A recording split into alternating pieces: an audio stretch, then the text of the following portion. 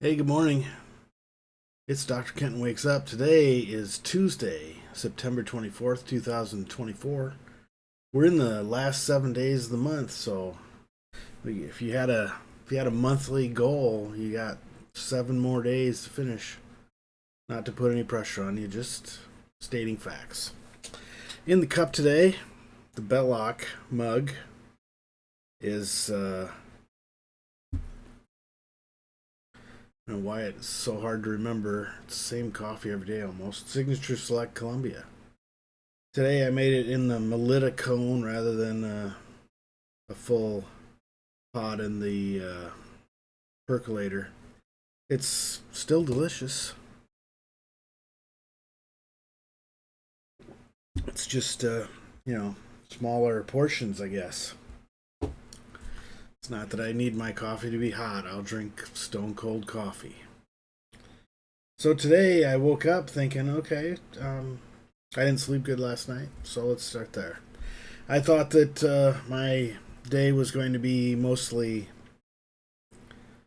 as I will, just sort of picking up and doing things as I recognize them, more like the notion of power puttering. You walk around, and as you see things, do them. But it turns out I got a whole card full of stuff. So yeah, there's less unstructuredness today. There's rather more structuredness, less unstructuredness. There was a guy in my, I just remember this because of the way that sounded. I had a guy in my research methods class a number of years ago who English was not his first language. He was very, he communicated very, very, very clearly. There were just some, as you may expect, there were some holes in his mastery of the English vocabulary. So, one of the concepts in the research methods class was the institutional research board, which is uh, supposed to ensure that human research subjects, are protected from anticipated or harms that can be anticipated. So you don't go out of your way to set somebody up to be harmed, and you do everything you can to reduce the chance that there will be harm. So in his, I had a little quiz afterwards asking about what the main goal of the institutional review board was, and he wrote down the institutional review board goal is to increase the safetiness and reduce the harmness of your research proposal. So there's nothing wrong with that. Harmness and safetiness. I don't think those are words. I'm not going to look it up right now, but I don't think those are words, but I knew exactly what he meant. So a lack of unclarity is probably something you want to strive for. Or if you're into the whole brevity thing, you might just say clarity, I guess. I had earlier today when I was eating my bagel with peanut butter on it, I thought that I had something I wanted to say, but I don't recall what it was right now. I didn't write it down. Oh, yeah, I remember now. I saw a note that I had written down about Seneca. He wrote a moral letter. In the document that I'm reading, it's called a moral epistle. And I think it was, let me just get the number right. It was number 91, and it talks about the fire that struck Lyon, France in, I think it was 65 AD. It doesn't matter. What does matter is that the fire in Lyon happened 1 year after a similar fire struck Rome. And the people of Lyon sent money to Rome with the intention to have to help the people who are needing to rebuild. getting the city back on its feet, or more or less.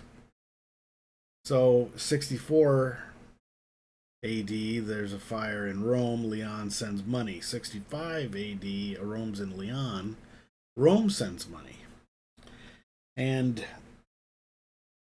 the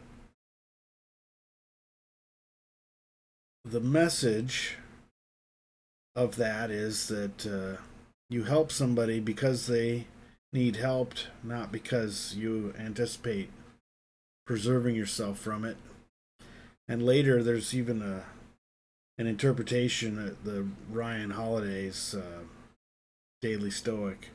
Today's the 24th of September, and 24th of September's lesson is on this dynamic. Later, Seneca is accused of plotting against Nero and is sentenced to commit suicide. And all of Seneca's friends and neighbors and advocates are up in arms about it, mad that Nero would punish Seneca in this way, knowing that Seneca probably didn't do what he was accused of doing.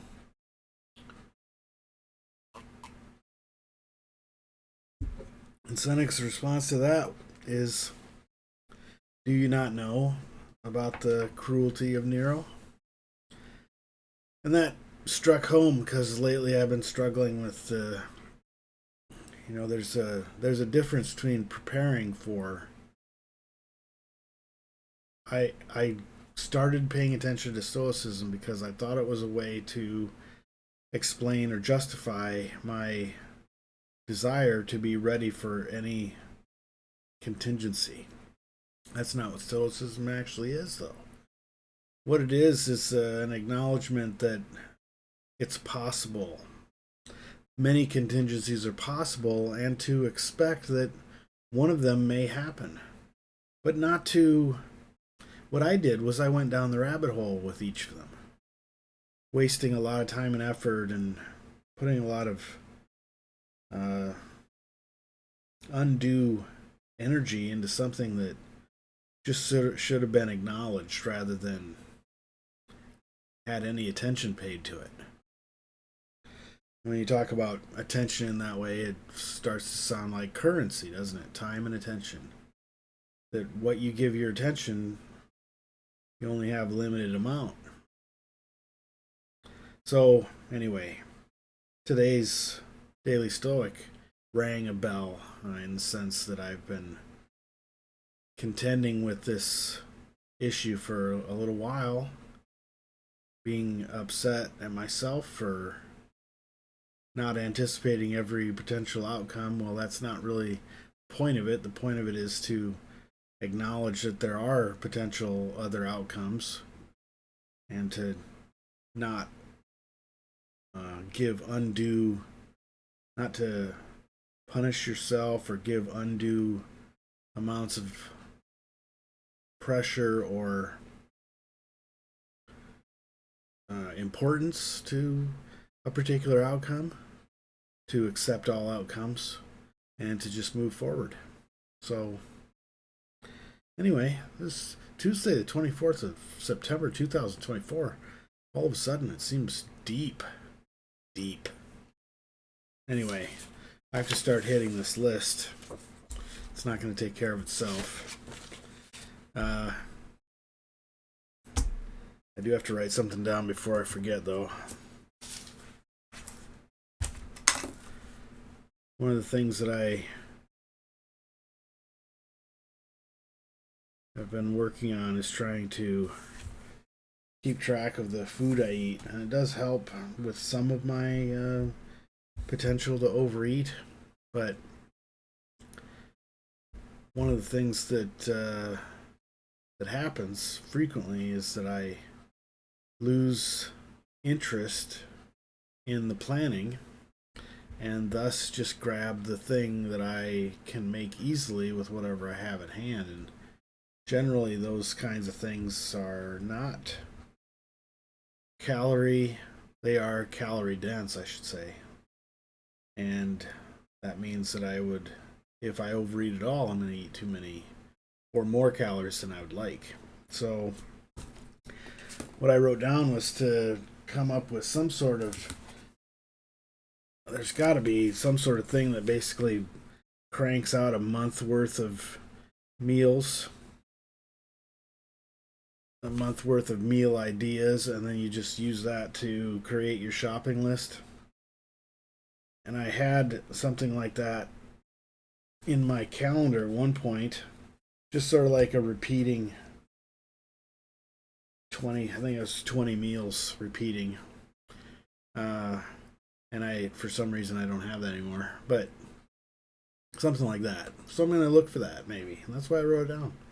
I think that it would help in the concept of not overbuying groceries, not putting things in the cart that wind up not getting eaten and then thrown away.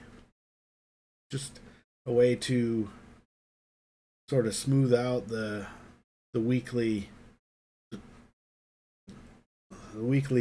mountain range of activity. Sort of need to make 3 meals a day. You need to, and you may not have the interest or energy to be able to do that on every particular day the same way. So anyway, boy, 2 deep ones on the same